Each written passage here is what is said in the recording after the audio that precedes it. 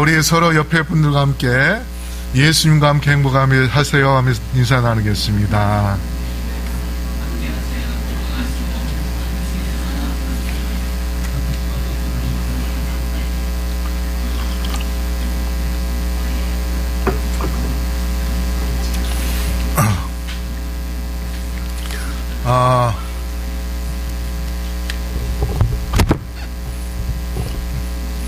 네, 우리 반연님 집사님이 오랜만에 건강한 모습 이렇게 나오셔서 감사합니다.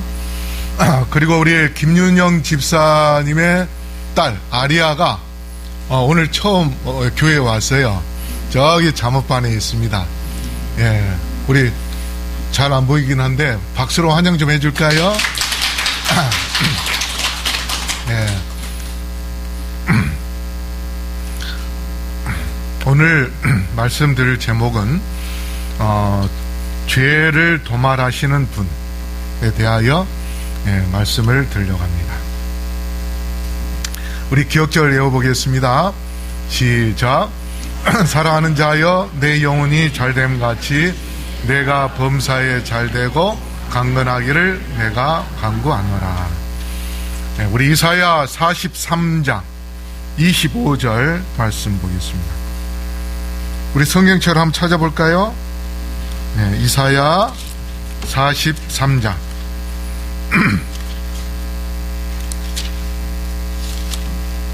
이사야 43장 25절부터 28절까지입니다. 성경책 찾으신 분, 보인 분은 성경책 읽고, 잘 안 보인 분은 앞에 큰 글씨 읽고 같이 읽도록 하겠습니다. 시작.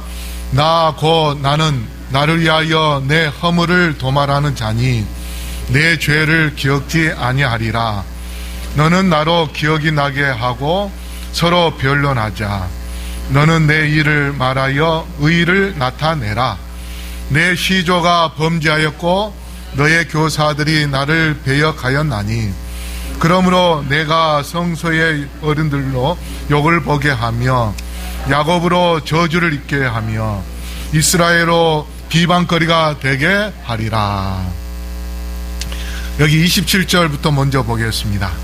여기 보면 내 시조가 범죄하였고 너의 교사들이 나를 배역하였나니. 자, 이스라엘의 시조들이 범죄했다고 했는데 어떠한 범죄를 했는가 하면 이 하나님의 말씀에 순종하지 않았습니다. 에스라 9장 7절에 보면 우리 조상들의 때로부터 오늘까지 우리의 죄가 심하며 우리의 죄악으로 말미암아 우리와 우리 왕들과 우리 제사장들을 여러 나라 왕들의 손에 넘기사 칼에 죽으며 사로잡히며 노략을 당하며 얼굴을 부끄럽게 하심이 오늘과 같으니라. 자, 여기 보니까 뭐라고 말씀했어요? 조상 때부터 죄가 심하였다 했습니다. 죄가 심하였다. 뭐 때문에 죄가 심했을까요? 자, 하나님께서 제일 싫어하는 것은 뭐냐면 우상 숭배하는 겁니다. 우상 숭배. 아브라함의 아버지가 우상 숭배를, 우상 장사를 했어요. 그쵸? 그런데 아버지는 우상 장사를 하지만 아들은 어떻게 해요? 우상 장사를 하지 않았습니다. 오히려 우상들을 다 어떻게 해요? 부숴버렸어요. 그래서 그걸 보고 하나님께서 어떻게 아브라함에게 너가 여기 있지 말고 바벨론에서 나와라. 아브라함이 사는 곳이 갈대아 우르인데 갈대아 우르는 바벨론입니다. 태양신을 숭배해온 그러한 최초 근원지가 바로 바벨론이에요. 근데 그 바벨론에서 나와라. 그래서 아브라함이 바벨론에서 나오기 위하여 무슨 강을 건너가 하면 유프라테스 강을 건너야 돼요. 그 유프라테스 강을 건너서 가나안 땅으로 가게 되었는데, 이 히브리라는 그 단어가, 히브리라는 단어가 무슨 뜻인가 하면 강을 건너 온 사람, 그런 뜻이 있어요. 그러니까 아브라함이 유프라테스 강을 건너서 왔기 때문에, 강을 건너온, 그것도 큰 강이에요. 유프라테스 강이.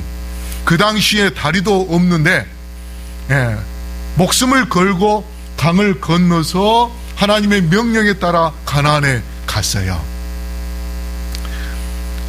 그런데 아브라함은 우상을 숭배하지 않고 하나님께서 그곳에서부터 건져내 주셔서 나오게 하셨건만, 그의 자손들은 어떻게 생활을 했을까요?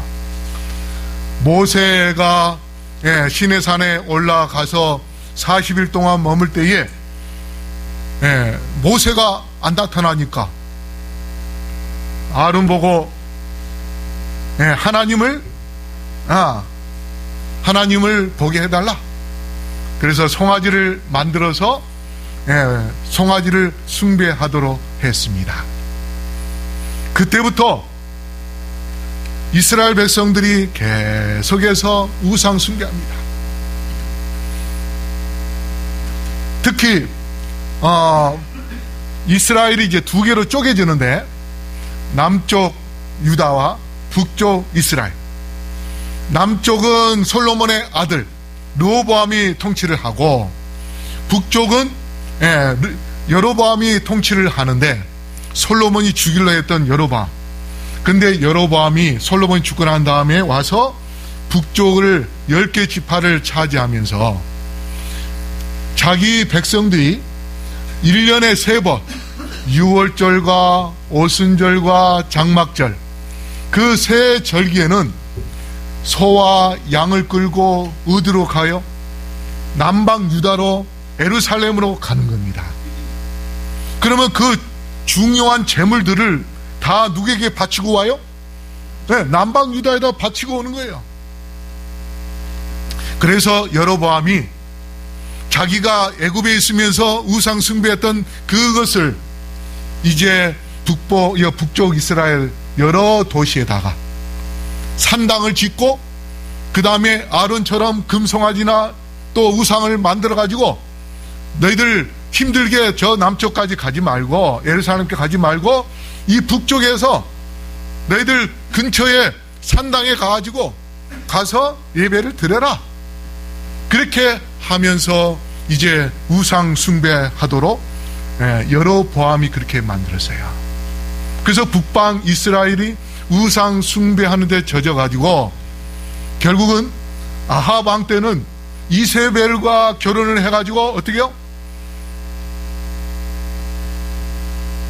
우상 숭배하는 제사장이 850명, 850명이나 이세벨이 데리고 와서 마을마다 그 제사장들이 우상 숭배하도록 그렇게 해버렸습니다. 그래서 결국 남방 유다보다 북방 이스라엘이 먼저 멸망을 했고, 그 다음에 북방 이스라엘을 도저히 그대로 두어서는 안 되겠다. 하나님께서 그렇게 보시고, 그래서 아시리아의 민족과 북방 이스라엘의 민족을 다 섞어버렸습니다. 그래서 순수한 아브라함의 자손이 없게 만들어버렸어요. 그래서 그 나라가 이제 10개 지파가, 야곱이 낳았던 10개 지파의 자손들이 사라져버렸습니다. 그런데 그 후손들이 지금의 어느 나라인지 아세요? 지금의 시리아입니다. 전 세계에서 난민 때문에 골머리 썩고 있는 그러한 민족이 시리아 민족들이에요. 시리아에서 계속 사람들 엄청나게 죽입니다. 서로 민족 간의 전쟁으로 인해서.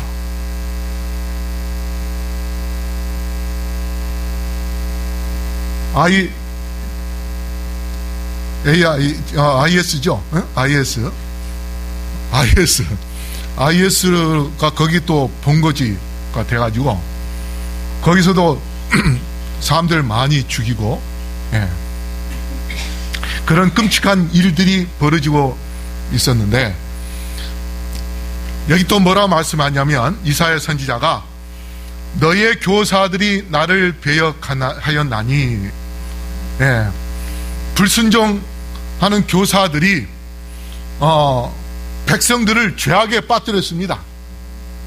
랍비, 교사를 랍비라고 하는데, 랍비가, 예, 하나는 해석자요, 예, 또 다른 의미로는 전달자인데, 하나님의 율법을 해석을, 예, 다르게 해가지고 백성들에게 전하는 겁니다. 그래서, 예, 하나님의 기별을 또 전달할 때도 올바로 전달하지 않는 거짓 선지자들, 그런 선지자들이, 예, 있어서 이스라엘 백성들이 영적으로 타락하게 됩니다. 그 다음에 이제 28절에 그러므로 내가 성소의 어른들로 욕을 보게 하며 야곱으로 저주를 입게 하며 이스라엘로 비방거리가 되게 하리라. 예.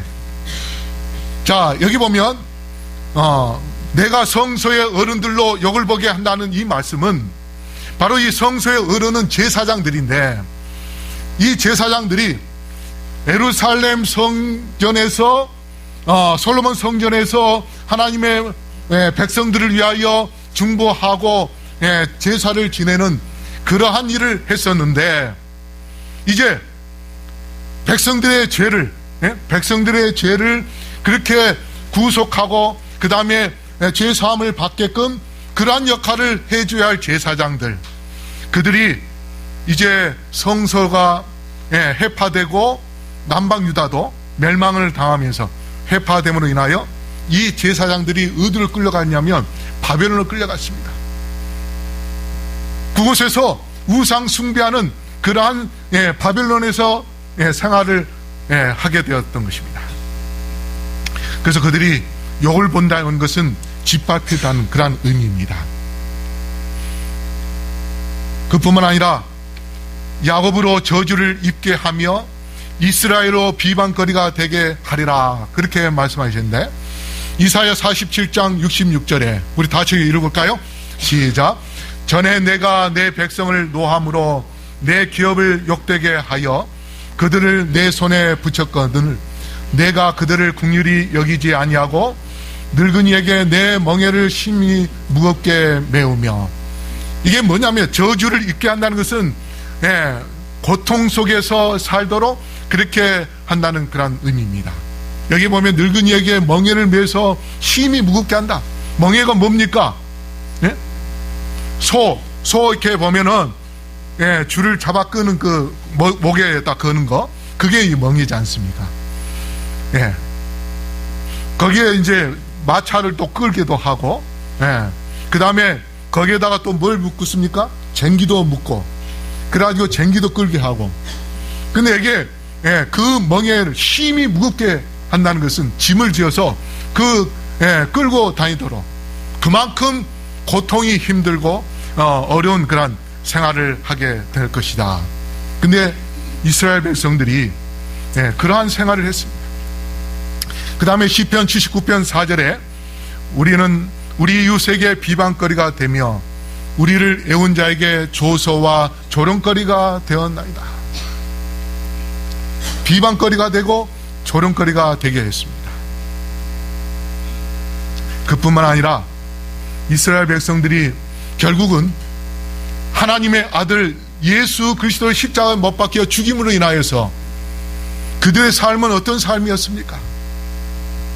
그들은 뿔뿔이 흩어져서 거의 2000여 년 동안 전 세계로 다 흩어져서 이스라엘 민족에 대하여 존재감을 느낄 수 없는 그런 생활을 했습니다.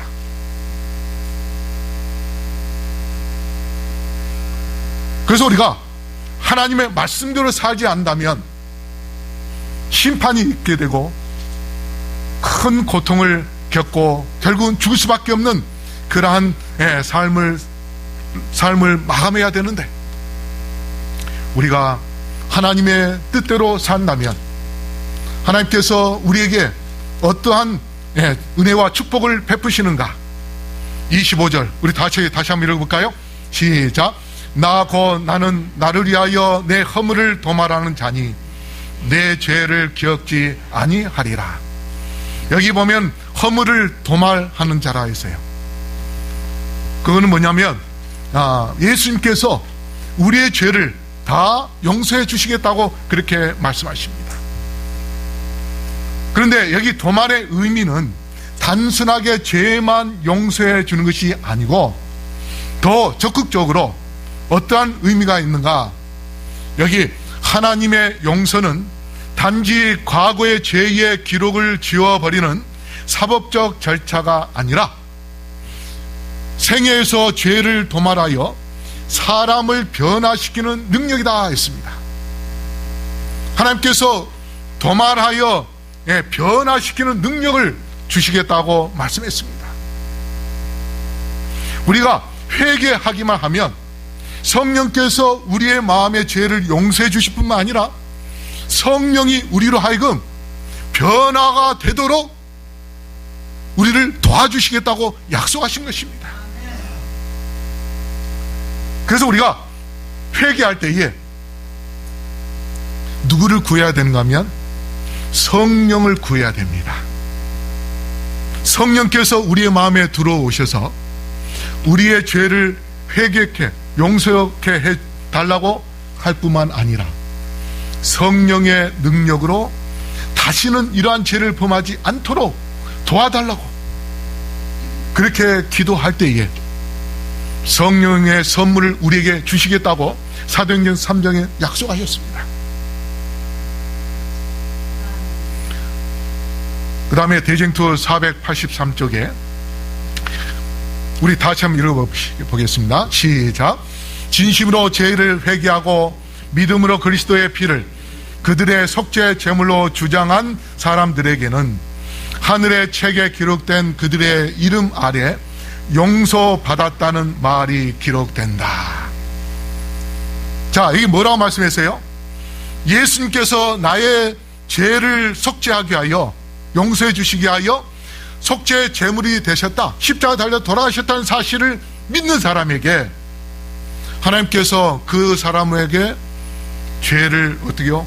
용서해 주신다는 그러한 기록을 하시겠다고 말씀하셨습니다. 그러면 이 도말은 언제 하는가? 죄를 완전히 없애는 것. 지금은 1844년 이후부터 예수님께서 성소에서 지성소에 들어가가지고 조사 심판을 지금 하고 있죠.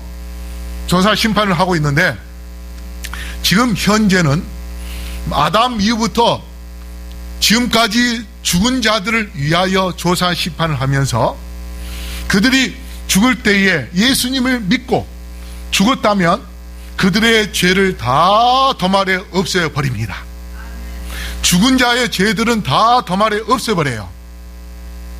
그러면 우리는 어떻게 하는가? 우리가 지금 방금 전까지 죄를 지어서 회개했다면 죄책의 용서라고 기록을 합니다. 완전히 도말하지는 않아요. 왜 그런가? 왜 그럴까요? 내일을 또 죄를 지을 수 있습니까? 없습니까? 네? 죄를 지을 수 있어요. 그렇죠? 지금 살아있는 사람들은 아무리 예수님을 잘 믿는 사람이라 할지라도 오늘 저녁에 죄를 지을 수도 있고 내일 또 죄를 지을 수 있고 죽을 때까지 죄를 지을 수 있는 겁니다. 그렇기 때문에 도말을 한들 뭐예요? 또 죄를 짓는 거예요. 그런데 완전히 도말할 때가 언제냐? 살아있는 사람들에게 그들의 죄를 도말할 때는 뭐냐면 예수님이 성소에서 지성소에서 나올 때에 나올 때에 살아있는 자들의 죄를 완전히 도말해 버립니다. 그래서 예수님이 지성소에서 나오면서 우리를 완전히 변화시켜 버립니다. 완전히 새 사람으로 세마포 옷을 입고 변화되게 만들어 주십니다. 그래서 이 대쟁투 485쪽에 이렇게 말씀했어요. 조사, 심판과 죄의 도말은 주님의 재림보다 먼저 이루어져야 한다. 죽은 자들은 책들에 기록된 대로 심판을 받아야 하므로 그들의 사건이 심리되는 조사, 심판이 마치기 전에는 그들의 죄가 도말될 수 없다. 그러니까 죽은 자들이 다 도말되고, 그러고 난 다음에 이제 살아있는 자들은 예수님 재림 직전에 이제 다 없어지게 되는 겁니다. 그렇게 도말된 사람들은 하나님께서 여기 예레미야 31장 34절 우리 다 같이 읽어볼까요? 시작. 내가 그들의 죄악을 사하고 다시는 그 죄를 기억지 아니하리라. 네. 우리가 회개하면 과거에 있었던 모든 잘못, 모든 죄를 하나님께서는 뭐예요? 기억하지 않겠다고 약속하셨습니다. 그 다음에 예레미야 50장 20절 그날 그때에는 이스라엘의 죄악을 찾을지라도 없겠고 유다의 죄를 찾을지라도 발견치 못하리니 이는 내가 나의 남긴 자를 사할 것임이니라. 하나님께서 우리의 죄를 다 용서해 주신다고 했어요. 그래서 우리의 죄를 아무리 찾으려 해도 찾을 수가 없습니다. 근데 마귀는 어떻게요? 마귀는 옛날에 죄 지었던 거, 하나님께 다 용서받았던 거, 그걸 다시 되새기면서 하나님 우리의 죄를 용서하지 않는다, 이렇게 거짓말을 하는 겁니다. 하지만 여기에 약속하신 대로 우리가 회개하는 그 순간, 우리가 어떤 죄를 지었다 할지라도 하나님께 회개만 하면 하나님께서 다 용서해 주시고 기억하지 않겠다고 우리에게 은혜를 주시겠다고 약속하신 예수 그리스도가 계심을 믿고 그분께 감사하며 회개하는 주님의 자녀가 되기를 바랍니다. 그 다음에 26절에 너는 나로 기억이 나게 하고 서로 변론하자. 너는 내 일을 말하여 의를 나타내라. 자, 이사야 1장 18절과 히브리 4장 16절을 의역하면 이게 이제 주석에 나오는 말씀입니다. 내 옳은 행실을 내 앞에 제시하라. 내가 그렇게 할 수만 있다면 그로 인해 내가 의롭게 인정되리라. 내가 만일 너를 위하여 말할 만한 선행이 있거든 말해봐라. 만일 내 행위가 너를 의롭게 인정할 만한 것이면 나는 기꺼이 내 죄의 기록을 말소하리라. 우리가 선행으로 한다는 것은 우리가 착한 일, 이런 것으로 인해서 한다는 의미가 아니라 하나님께서 우리의 죄를 용서해 줄 수 있는 가장 좋은 선행은 뭐냐? 십자가 아래에서 무릎을 꿇고 회개하는 것입니다. 우리가 회개하면 하나님께서 우리의 죄를 다 용서해 주시고 말소해 주시고 깨끗하게 해 주시는 것입니다. 그리고 우리에게 죽음에서 구원을 주실 것입니다. 어느 선교사가 독일 신학대학원에서 공부할 때에 만난 교수님에 대한 이야기를 했습니다. 그 교수님은 라틴어 교수인데 나이가 많은 분이에요. 근데 이 교수님이 10개 국어를 하는 겁니다. 특히 또 어려운 히브리어도 능통해요. 그래서 이 선교사가 그 교수님에게 물었습니다. 교수님, 어떻게 그렇게 히브리어를 잘 하게 되었습니까? 이 독일 교수님이 뭐라고 이야기냐면 2차 대전 전에 대학에 들어갔는데 기숙사에 생활을 하게 되어서 같은 방 친구가 있었는데 그 같은 방 친구가 유대인이었답니다. 근데 같이 성경을 책 공부를 하는데 공부하다가 지치고 힘들면은 이 유대인이 혼자서 중얼중얼 거리면서 뭘 외우는데 그게 뭐냐면 시편 23편이요. 히브리어로 시편 23편을 여호와는 나의 목자시니 내게 부족함이 없으리로다 하면서 그것을 히브리어로 외우더라는 거예요. 그래서 이 교수님이 지금 뭘 하고 있냐 물으니까 이제 시편 23편을 외운다고 해서 그러면 나에게도 히브리어로 좀 시편을 외울 수 있게 좀 가르쳐 달라고. 그래서 이제 이 사람이 그 친구한테 히브리어로 시편 23편을 배워가지고 이제 계속해서 이제 같이 외웠어요. 그렇게 하다가 2차 대전이 터졌습니다. 한참 전쟁이 날 때에 그 유대인 친구에게 갑작스러운 연락을 이 친구가 받았어요. 무슨 연락이냐면 내가 조만간에 잡혀서 가스실로 가게 될 것이다 하는 그런 연락을 받게 되었어요.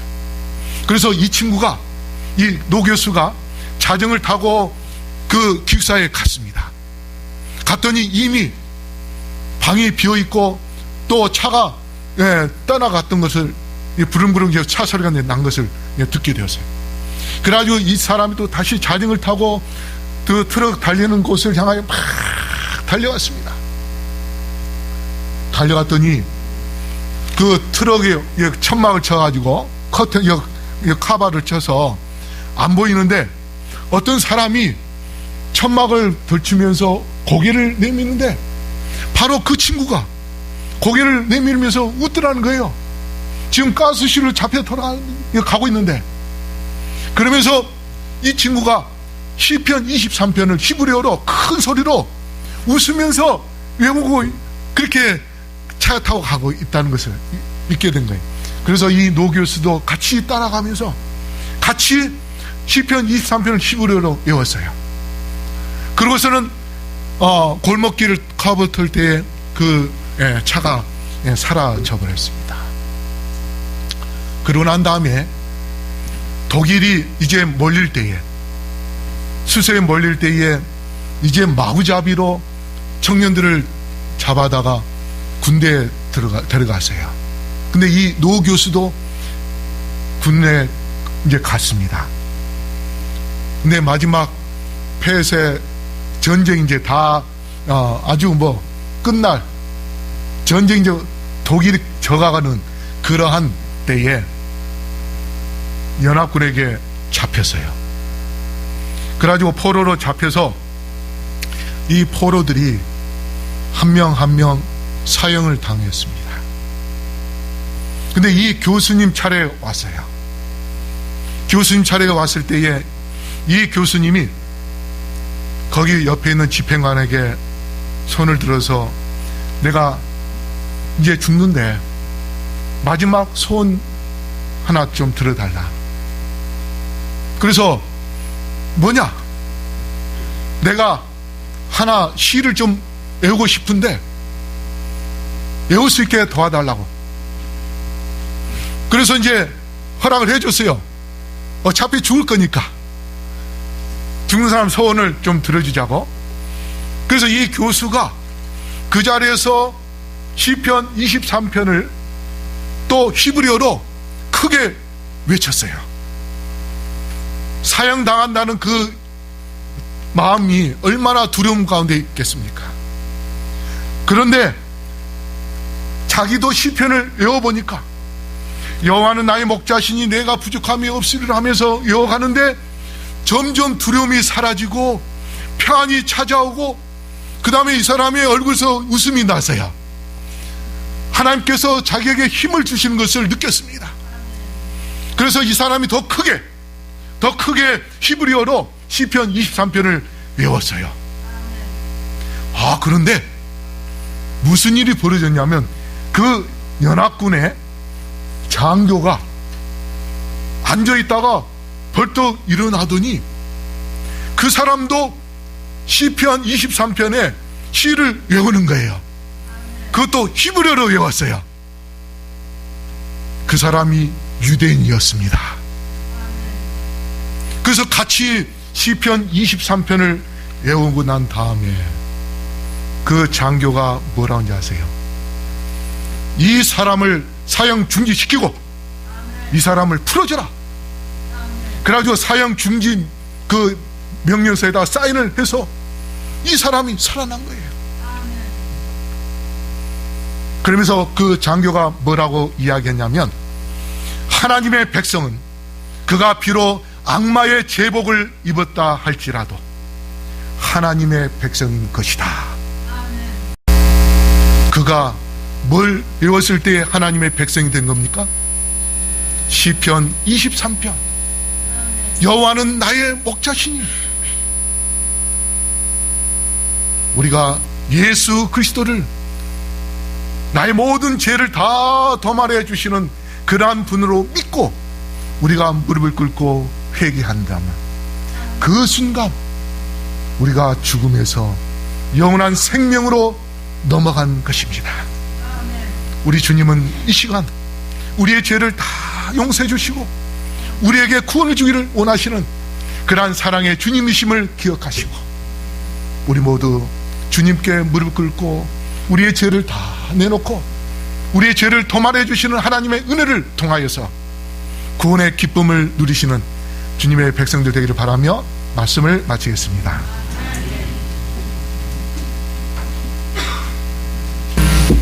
아버지 하나님, 저희의 죄와 허물이 너무 많지만 회개하면 다 도말하여 기억하지 않겠다고 약속해 주셔서 감사합니다.